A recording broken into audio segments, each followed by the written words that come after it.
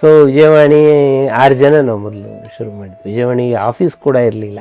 VRL courier ಆಫೀಸಲ್ಲಿ ವಿಜಯವಾಣಿಯನ್ನ ಶುರು ಮಾಡಿದ್ದು.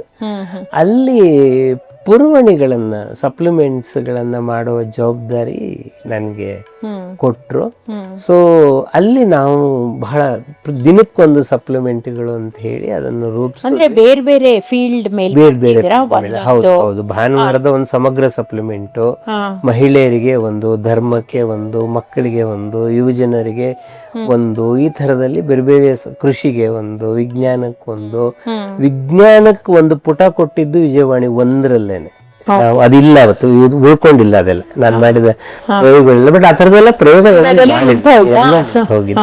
ಆದ್ರೆ ಏನು ಸಪ್ಲಿಮೆಂಟ್ಗಳಿಗೆ ನಾನು ಹೆಸರು ಕೊಟ್ಟಿದ್ನೋ ಇವತ್ತಿಗೂ ಅದೇ ಉಳ್ಕೊಂಡಿದೆ. ಆ ಹೆಸರುಗಳು ಪೇಪರ್ಗನ್ನ ಸಪ್ಲಿಮೆಂಟ್ ಎಷ್ಟು ಚೆನ್ನಾಗಿರುತ್ತೆ ಅಲ್ವಾ? ಹೌದು. ಆದ್ರೆ ಈಗ ಬಹಳ ಥಾಟ್ ಪ್ರೊವೋಕಿಂಗ್ ಆರ್ಟಿಕಲ್ಸ್ ಅದೆಲ್ಲ ಈಗ ಬಹುಮಟ್ಟಿ ಪುರವಣಿಗಳು ಕೂಡ ನಿಂತು ಹೋಗ್ತಾ ಇದೆ ಬಹಳ.